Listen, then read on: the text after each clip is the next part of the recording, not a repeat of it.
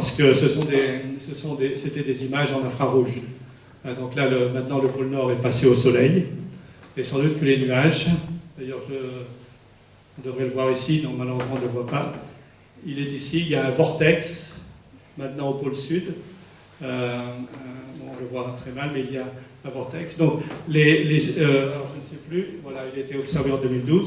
Donc, on voit, ça, ce sont quelques exemples des effets saisonniers que l'on détecte dans l'atmosphère de Titan. Et en fonction des saisons, on observe des choses au pôle Nord, au pôle Sud, aux latitudes moyennes. Donc, il y a toute une manifestation d'effets saisonniers que l'on est en train d'étudier. Et pour illustrer l'intérêt des études de saison, des modèles météorologiques qui sont utilisés pour modéliser la météo, disons la météorologie sur Terre, ce sont ce qu'on appelle des modèles de simulation de la circulation globale, GCM, Global Circulation Model en anglais. Et ces modèles, dans un premier temps, étaient les modèles qui existaient sur Terre pour modéliser l'atmosphère de la Terre, qui ont été appliqués à Titan et à d'autres planètes. Et en fait, les premières applications datent de 1995. Alors, c'est principalement des groupes français qui sont vraiment très, très moteurs dans ce domaine. Et il y a comment dirais-je,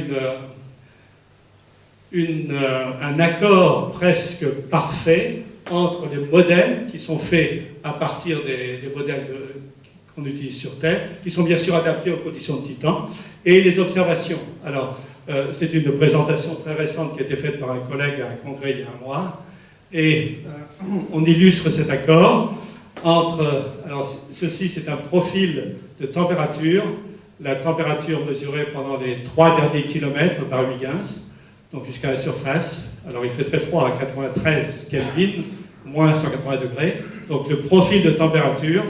Alors, si on analyse le profil de température selon une technique qui montre disons, la variation de la température en degrés Kelvin par kilomètre, disons, par tranche d'altitude, on retrouve ce profil avec un certain nombre de couches. Et en particulier les deux couches à très basse altitude, et des simulations à partir de ces modèles de circulation globale montrent ceci. Il y a un accord presque parfait. Bon, si vous êtes des puristes, l'accord n'est pas parfait, certes, mais l'accord est quand même relativement parfait, au moins pour les deux couches, ces deux couches très importantes, qui sont les couches à l'interface entre la surface et l'atmosphère. Donc, les modèles de la modélisation de l'atmosphère de Titan est suffisamment avancé, on comprend bien beaucoup de choses, et ce qui est intéressant, c'est que ces modèles, bien, ceci nous renseigne aussi que les modèles que l'on applique initialement sur Terre sont tout à fait applicables sur d'autres planètes. On les a sans doute, alors je ne suis pas un spécialiste, mais je pense que ces modélisateurs les ont sans doute un peu améliorés, et cette amélioration va leur permettre de pouvoir mieux simuler, disons, la météo sur Terre. Donc ça, c'est un aspect intéressant de nos recherches. Ce qu'on aime dire, c'est qu'on ne reste pas sur Terre pour comprendre la Terre, on va d'abord voir ailleurs, et on revient sur Terre pour appliquer ce qu'on a appris ailleurs. Et ça, à mon avis, c'est un très bon exemple. Enfin, dernier point sur Titan, un certain nombre d'observations, y compris une observation par Huygens, ont permis de sonder l'intérieur de Titan. Alors, il y a l'atmosphère, ensuite, il y a une couche de glace, donc Titan est aussi une ligne glacée, couche de glace d'eau de 50 à 100 km d'épaisseur, et sous cette couche de glace d'eau, il y a une couche d'eau liquide, puis une autre couche de glace d'eau, et enfin le noyau rocheux. Et alors c'était un modèle qui existait depuis un certain temps, et des observations faites par Huygens et par Cassini lors d'un certain nombre de survols ont permis non seulement de confirmer que cette structure était tout à fait envisageable, mais ces mesures ont aussi permis de contraindre l'épaisseur de la couche de glace. Alors, on est pour l'instant, je crois, entre 50 et 100 km d'épaisseur. Mais ce qui est important et ce qui est intéressant, c'est qu'il y a vraiment une couche d'eau liquide, et l'eau liquide est un ingrédient très particulier, puisque l'eau liquide est un élément essentiel à la vie. Donc, se pose la question de l'habitabilité. Y a-t-il une certaine forme d'habitabilité, de vie, en quelque sorte, d'éléments de vie qui pourraient se développer dans ce milieu aqueux? Alors ça, c'est pour Titan. Alors, je passe maintenant à l'autre lune de Saturne, dont je voulais vous parler, Encélade. Alors, je rappelle brièvement, alors Encélade tourne autour de Saturne environ 6 rayons saturniens, et la découverte d'une activité géothermique intense dans Encélade a été faite de façon très indirecte par l'instrument qui mesure le champ magnétique, et il a été observé qu'il y avait une déformation du champ magnétique de Saturne dans le voisinage d'Encélade, et cette déformation ne pouvait pas s'expliquer uniquement par la présence d'une lune. Il devait y avoir autre chose.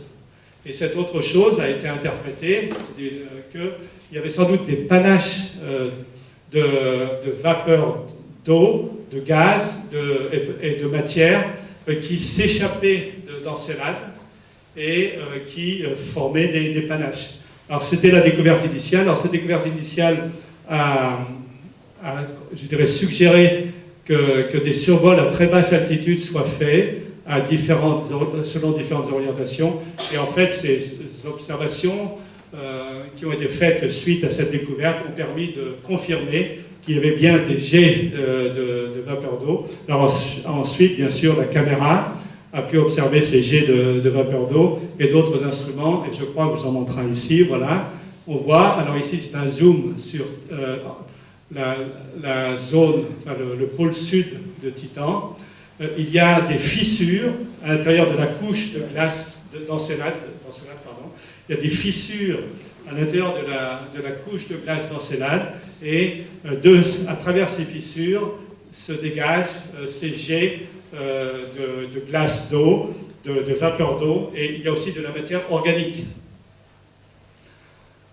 Alors, des analyses, des observations récentes, alors je vais peut-être vous montrer les fissures d'abord. Alors voici une image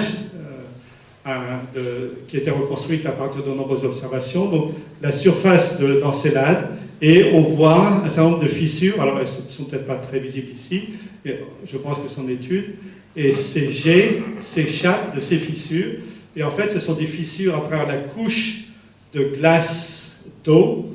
Et il a été confirmé, c'est une hypothèse qui avait été faite par certaines observations, et il a été confirmé récemment qu'il y avait aussi, à l'intérieur d'Encélade, une couche d'eau liquide. Alors peut-être que cette couche d'eau liquide n'est pas uniforme autour du noyau, elle est peut-être concentrée au niveau du pôle sud, d'où s'échappent tous ces jets. Mais encore une fois, certains rêvaient que l'épaisseur de la couche de glace était de quelques dizaines de mètres. Évidemment, dizaines de mètres, on se pose à la surface, pas Cassidy, mais une autre mission, on se pose à la surface, on va creuser un peu quelques mètres, on atteint la couche d'eau. En fait, les interprétations récentes des observations indiquent que l'épaisseur de la couche de glace d'eau est de l'ordre de 40 km. Donc les rêves de certains d'aller nager et d'aller chercher des petits poissons dans ces océans souterrains d'eau, ils sont un peu mis à mal. Mais bon, c'est un résultat intéressant. Donc c'est la deuxième lune de Saturne, où il est confirmé qu'il y a de l'eau liquide qui s'échappe. Alors en fait, cette eau liquide, et ça c'est important, est aussi salée. Il y a du sel, comme les océans sur Terre. Et s'il y a du sel, ça veut dire que l'eau liquide est en contact direct avec le noyau rocheux. Alors c'est la même configuration que dans les fonds marins sur Terre.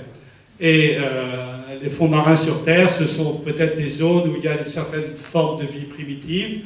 Donc on peut se prendre à rêver et dire que peut-être que sur Encélade, il y a aussi une certaine forme d'habitabilité où il pourrait y avoir une certaine forme de vie.